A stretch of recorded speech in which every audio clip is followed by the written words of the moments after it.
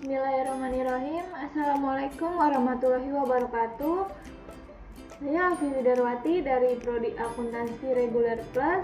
Di sini saya akan menjelaskan materi Rule of Law dan HAM dengan dosen pengampu mata kuliah PKN yaitu Ibu Fitra Mulyati, SPD MPD.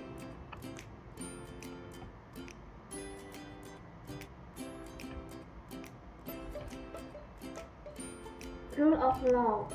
Rule of Law adalah prinsip hukum yang menyatakan bahwa negara harus diperintah oleh hukum dan bukan sekedar keputusan pejabat-pejabat secara individual. Rule of Law merupakan suatu doktrin atau ajaran dalam hukum yang mulai muncul pada abad ke-19 bersamaan dengan kelahiran negara konstitusi dan demokrasi. Kehadirannya boleh disebut dengan reaksi dan koreksi terhadap negara absolut. Rule of Law lahir dengan semangat yang tinggi bersama-sama dengan demokrasi, parlemen, dan lain-lain. Kemudian mengambil alih dominasi dari golongan-golongan gereja, ningrat, prajurit, dan kerajaan. Gerakan masyarakat yang menghendaki bahwa kekuasaan raja maupun penyelenggara negara harus dibatasi dan diatur melalui suatu peraturan perundang-undangan dan pelaksanaannya dalam hubungan dengan segala peraturan perundang-undangan itulah yang sering diistilahkan dengan Rule of Law. Rule of Law menurut para ahli. 1. Menurut Philippus M. Hajon, bahwa negara hukum menurut istilah Belanda, Rechtsstaat adalah kekuasaan raja yang sewenang-wenang untuk mewujudkan negara yang didasarkan pada suatu peraturan perundang-undangan. Kedua, yaitu menurut Friedman, antara pengertian negara hukum atau Rechtsstaat dan Rule of Law sebenarnya saling mengisi. Oleh karena itu, berdasarkan bentuknya, Rule of Law adalah kekuasaan publik yang diatur secara legal. Ketiga, menurut Friedrich J. Stahl, Rechtsstaat. 1. Yaitu hak-hak manusia. 2. Pemisahan atau pembagian kekuasaan. 3. Pemerintahan berdasarkan peraturan-peraturan. 4. Peradilan administrasi dalam perselisihan. Berikutnya prinsip of Rule of Law. Secara formal, Undang-Undang Dasar 1945 disebutkan yaitu 1. Negara Indonesia adalah negara hukum menurut pasal 1 ayat 3. Kedua, segala warga negara bersamaan kedudukannya di dalam hukum dan pemerintah wajib menjunjung hukum serta pemerintahan itu tanpa kecuali menurut pasal 27 ayat 1. Ketiga, setiap orang berhak atas jaminan perlindungan, pengakuan, serta kepastian hukum yang adil, serta diperlakukan sama di hadapan hukum. Pasal 28D ayat 1. Keempat, setiap orang berhak untuk bekerja serta mendapat imbalan dan perlakuan yang adil dan juga layak dalam hubungan bekerja. Menurut pasal 28D ayat 2. Selanjutnya, ciri utama Rule of Law. 1. Lahir dari kandungan negara konstitusi yang kemudian memunculkan doktrin egalitarian. Jadi di sini negara konstitusi yaitu negara yang melindungi hak-hak dasar manusia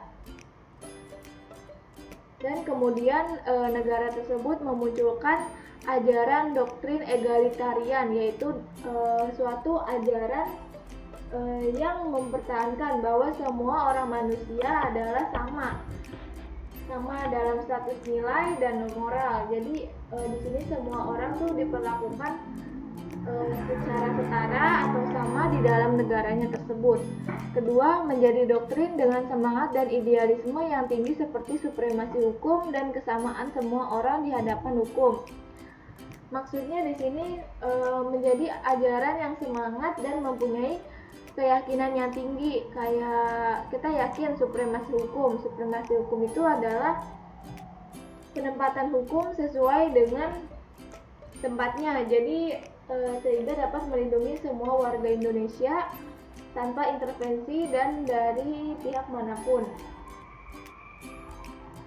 Selanjutnya, pelaksanaan rule of law di Indonesia harusnya mempertimbangkan hal-hal: satu, keberhasilan the enforcement of the rule of law tergantung pada sejarah dan corak masyarakat umum dan pada kepribadian masing-masing. Jadi di sini mempertimbangkan masyarakatnya dan kepribadian masyarakat tersebut untuk mencapai keberhasilan rule of law tersebut. Kedua, rule of law adalah suatu institusi sosial memiliki struktur sosiologis dan akar budaya sendiri.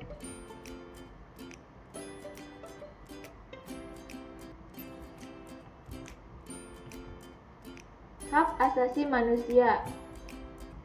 Menurut Kamus Besar Bahasa Indonesia, pengertian HAM adalah hak yang dilindungi secara internasional. Secara internasional yaitu berarti deklarasi PBB, Declaration of Human Rights, karena udah disahkan oleh PBB.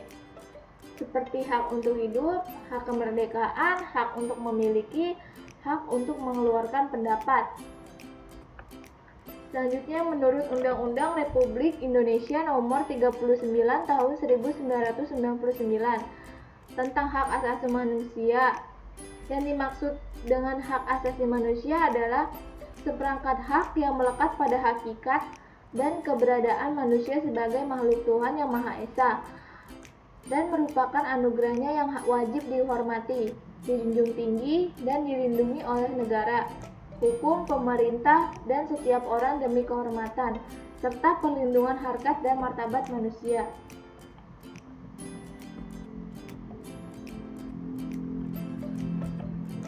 Menurut Franklin D. Roosevelt, Presiden Amerika pada permulaan abad ke-20 memformulasikan 4 macam hak-hak asasi yang kemudian dikenal dengan The Four Freedoms, yaitu diantaranya 1. Freedom of speech, yaitu kebebasan untuk berbicara dan mengemukakan pendapat. Jadi di sini contohnya itu kita dapat mengemukakan pendapat lewat sosial media, lewat media massa gitu. Kedua, freedom of religion, yaitu kebebasan beragama, yang artinya kita bebas memeluk agama sesuai kepercayaan masing-masing. Ketiga, freedom from fear, yaitu kebebasan dari rasa ketakutan. Di sini kita mempunyai hak untuk dilindungi oleh negara tersebut gitu. Ada hubungannya juga. 4. Freedom from pain, yaitu kebebasan dari kemelaratan.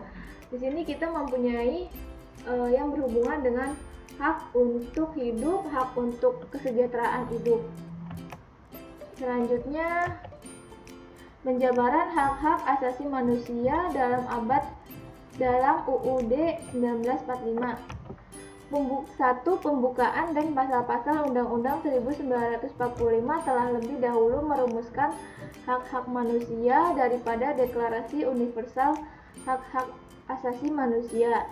Kedua, fakta sejarah menunjukkan bahwa pembukaan Undang-Undang Dasar 1945 beserta pasal-pasalnya disahkan pada tanggal 18 Agustus 1945, sedangkan Deklarasi Hak-Hak Asasi Manusia PBB pada tahun 1948.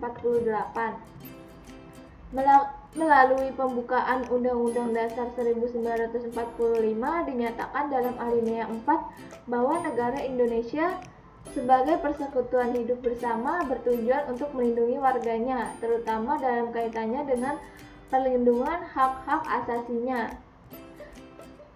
Keempat, dalam perjalanan sejarah kenegaraan Indonesia, pelaksanaan perlindungan terhadap hak-hak asasi manusia di Indonesia mengalami kemajuan.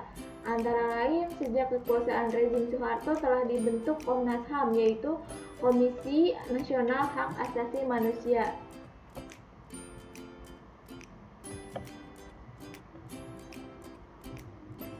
Penjabaran hak-hak asasi manusia dalam Undang-Undang Dasar 1945. Dalam Undang-Undang Nomor 39 Tahun 1999 tersebut terdiri dari 105 pasal yang meliputi berbagai macam hukum tentang hak asasi manusia, pembatasan terhadap kewenangan pemerintah, serta Komnas HAM yang merupakan lembaga pelaksanaan atas perlindungan hak-hak asasi manusia. Hak asasi manusia yaitu 1. Hak-hak hidup, hak berkeluarga atau melanjutkan keturunan, hak mengembangkan diri, hak memperoleh keadilan, hak atas kebebasan pribadi, hak atas rasa aman, hak atas kesejahteraan, hak turut serta dalam pemerintahan, hak wanita, dan hak anak. Contoh pelanggaran hak asasi manusia di Indonesia. Ada beberapa contoh kasus pelanggaran HAM yang berat di Indonesia. Di antaranya yaitu 1. Kerusuhan Tanjung Priok tanggal 12 September 1984. Dalam kasus ini, 24 orang tewas, 36 orang luka berat, dan 19 orang luka ringan. Keputusan Majelis Hakim terhadap kasus ini menetapkan seluruh 14 terdakwa dinyatakan bebas. Kedua, penembakan mahasiswa Universitas Trisakti pada tanggal 12 Mei 1998. Dalam kasus ini 4 orang mahasiswa tewas. Ketiga, pelanggaran HAM yang termasuk berat antara lainnya penculikan aktivis tahun antara 1997 atau 1998. Dalam kasus ini 23 orang dinyatakan hilang dengan rincian 9 orang diantaranya telah dibebaskan dan 13 orang belum ditemukan sampai saat ini.